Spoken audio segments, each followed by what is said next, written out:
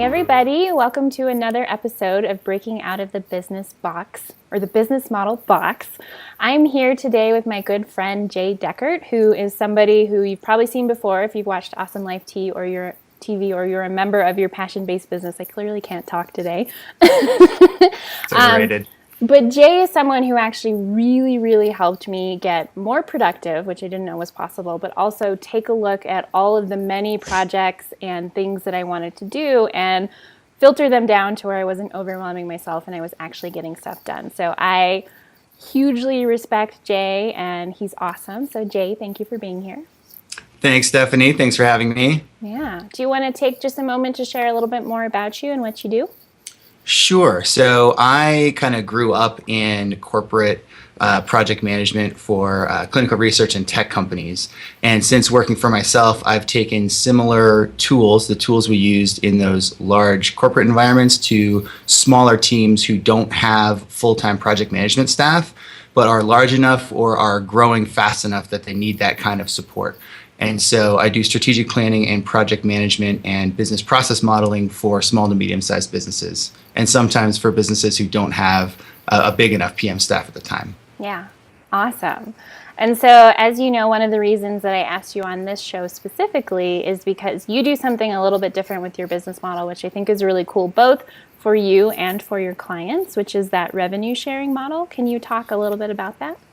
Yeah. So when I started out, I had this dilemma where the two models I was familiar with were charging by the hour and charging by the project. And when I figure you charge by the hour, it's not conducive in a lot of ways to what I wanted to be doing, because let's say I'm bad at something, but I want to learn and it costs more hours than it should, or I'm really good at something and I want to charge higher for it. It doesn't cost, so I'm not making as much money as I should. And in a lot of cases, people are hesitant to call you and hesitant to work with you if you charge by the hour, because you're a liability to them, not an asset, right? Yeah. And so I didn't want to be in that camp. And then in the charging by the project camp, it's very difficult to estimate what a project is unless it's like, you know, a construction project where you have very clear time and very clear materials. And so I couldn't figure out a good way to charge for my services until I figured out what I do now, which is part, I call it commitment money, which is like a monthly retainer where we set up a working agreement, and based on that working agreement, there's an amount of money that is significant for them and it's profitable for me, but it's on the lower end of what these type of services might cost. And then on top of that, we do a revenue share around projects that I'm directly working on, and that should be a percentage of that delivered profit of the project. Yeah. And so that's been working out pretty well in most cases, and there's some variety, but in most cases, when we can come up with a plan and come up with specific projects that are designed to be profitable, when those projects come to fruition and we do the math and that revenue share comes in, it's a good deal for them because the money wouldn't have been there if it wasn't for that organization, and it's a good deal for me because they help deliver those projects. Yeah, awesome. So how did you kind of end up offering this, and did you run into any obstacles at first? No, I ended up offering this because the first step in what I do is making a strategic plan, usually for a year, sometimes two. And after making the strategic plan and assigning, okay, here's revenue from a previous year, here's projected revenue from this upcoming year, here's what we're planning on doing, and here's some things that we're planning on putting off until later. And once we looked at those numbers, it became pretty clear, this is what you're capable of on your own. Here's what I want to be capable of with you in the coming year. And looking at those numbers and agreeing on a percentage for that was it's always been pretty easy, because when you break it down into actual dollars, people can see that the math is easy. I think a lot of professional service providers have a hard time doing that, because they just go like, well, I like to charge this much because that's how much I'd like to make.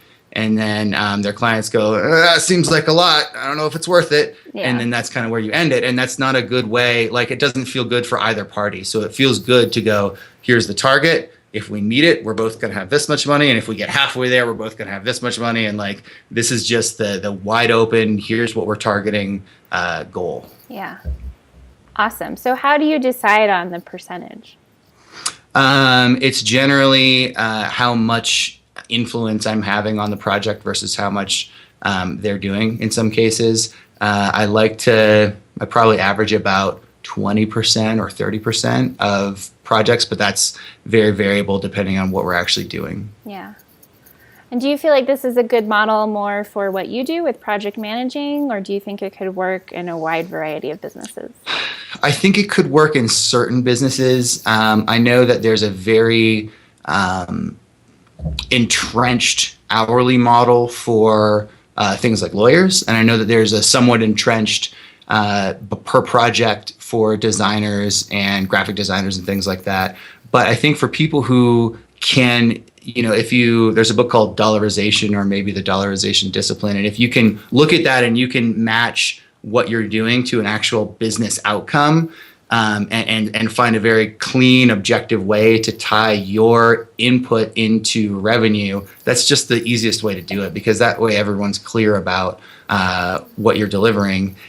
And the other kind of hidden benefit of that is, I think that I know for a fact that myself in my previous career, it's very easy to see the bigger picture and then figure out what emails need to be sent and what meetings need to happen and what, deliverables need to be deliverable, and not really match those two things up. We would make sweeping quarterly goals or annual goals, and then just kind of go off and everyone would do their own things. And then when the end of the year came around and you had to match what you did to the annual goals, there was really a hard time matching the two, because just life happened and you did a bunch of work, but it didn't really line up with what we all thought we were going to do. And so having the discipline to really decide, with another person, another team, this is what we're working on, and we're not working on anything else until it's done, is harder than you might think. Yeah. Awesome. And so you're really good at, since we have you, that whole starting with, this is the outcome that I want to create, and kind of reverse engineering what needs to happen next. Yeah. Yep. So I'm curious what you would say to people who want to create something totally different, that there's not like a map for. There's not necessarily someone else out there that has done what they want to do, so they can't really model it. But they know, they have a sense of this is what I want the outcome to be, and this is the success I want to have, and the lifestyle and the way I want to work with clients. But again, there's no map. Do you have any tips for how they can start kind of? Yeah. So what I would normally do in those situations, I do it, for myself and with other people frequently, is on the right side of a piece of paper or a whiteboard or whatever you're using, really define as close as possible what that outcome is, even if you're missing some details. Just get everything you're thinking about on the far right, and on the far left, get into the details of exactly where you are, because I think a lot of times business owners and the entrepreneurial types will conflate where they want to be with what they're actually doing, and then there's some friction and sometimes some judgment or guilt around the difference between the two. It's like you want to be doing something but you're not, or you are doing something and you don't want to, and so it's really hard to separate the two. So really clarifying where you want to be going on one side of a page, and exactly honestly, objectively where you are in the other, and then start walking the details together. So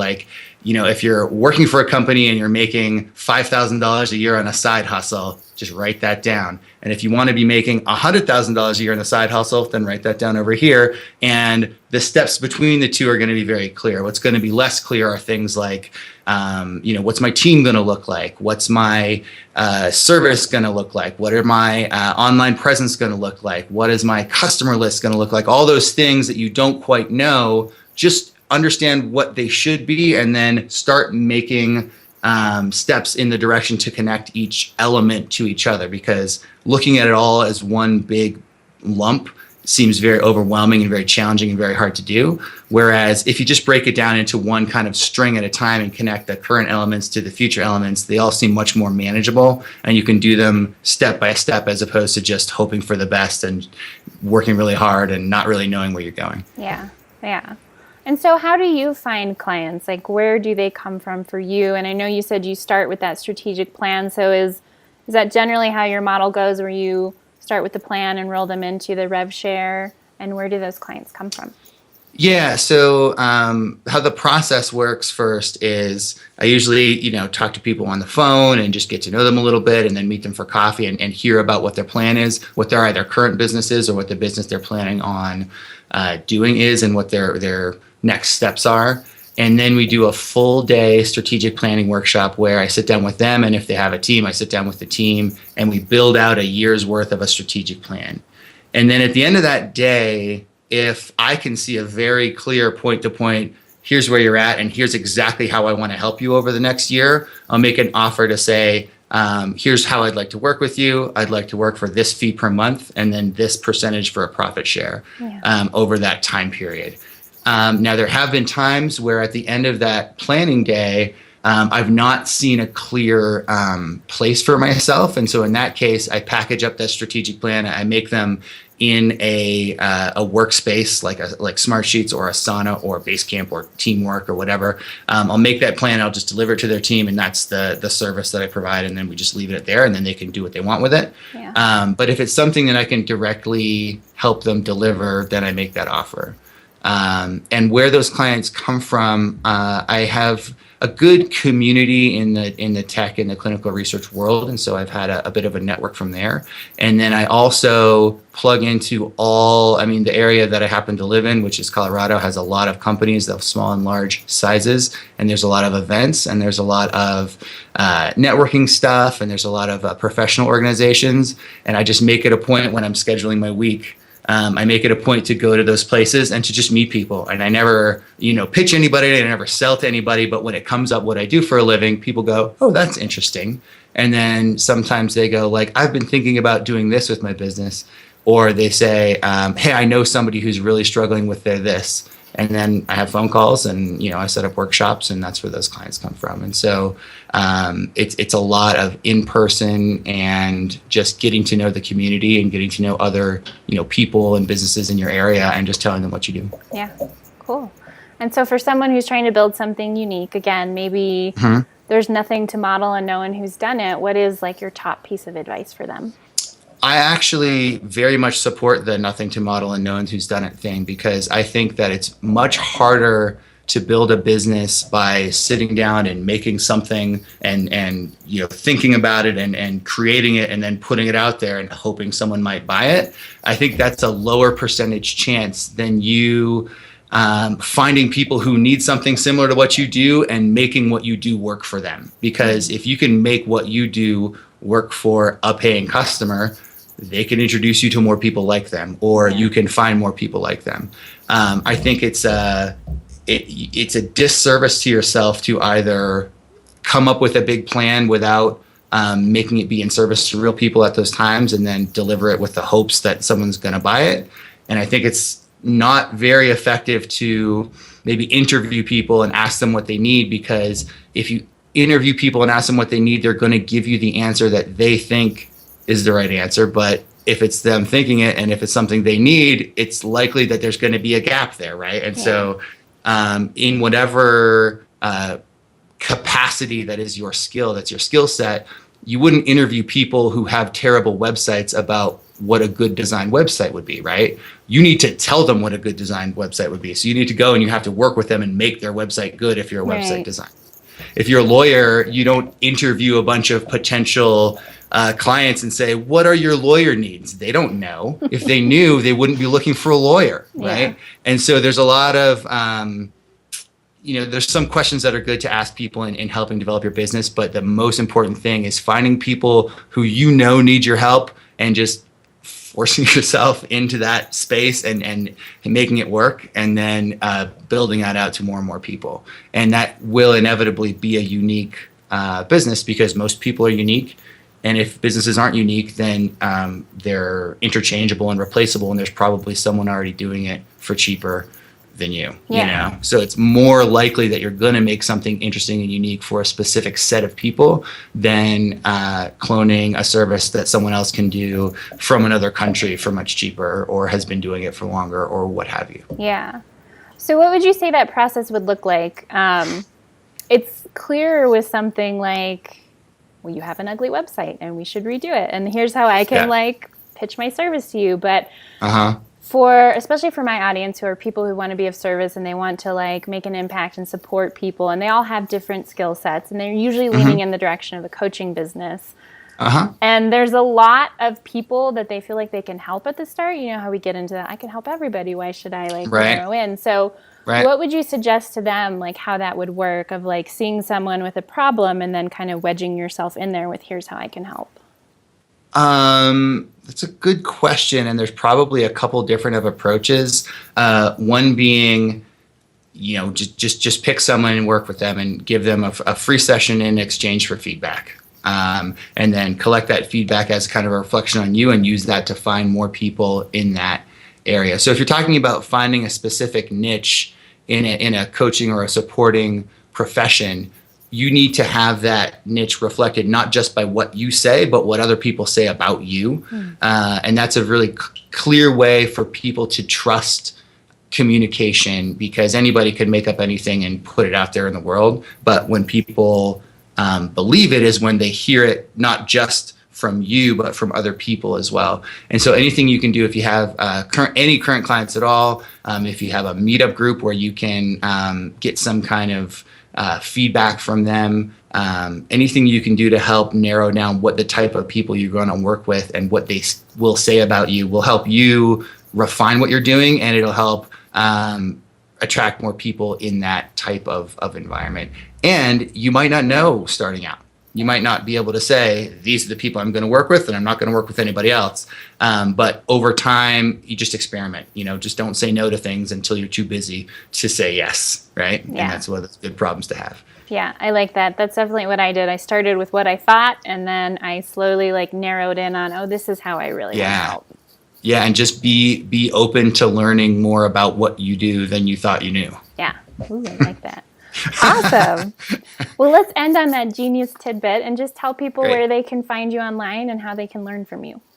So sure, my website is jdeckert.com, and you can use that to set up a phone call. I work with people locally as well as people across the country, and in some case global teams. And so especially if you are outgrowing your current capacities as far as your team and your organization around what your team's doing on a day-to-day basis and need that kind of project management support, that's where I specialize. And I'm also putting out a course on how to manage virtual teams. So if, like most people, you spend more time at a computer than at a real life meeting with real life human beings, there's a lot more to it than what you might find in your average article that says you should communicate and you should build trust. Yeah, we know that. Of course you should, but how? What do you actually do on a day-to-day basis to make sure that people all over the world are delivering what you need them to deliver, what you're paying them to deliver, and deliver to a schedule? So there's a lot of nitty-gritty details that I don't think are available currently, and so that'll be coming out shortly as well. That's awesome. And I just want to say, for those of you that don't know Jay, he is the best at taking really complicated things and simplifying them. So before the interview started, he said, you're going to ask me questions and I'm going to answer. So I actually love that you're creating a program that's almost the opposite of that. Yeah. Well, yeah, making it more complicated than it needs to be. We'll see how it turns out. Well, thank you so much for being here. I appreciate you, and everyone go check out Jay. He's awesome. So thank you so much. Thank you. Nice to see you. Yeah.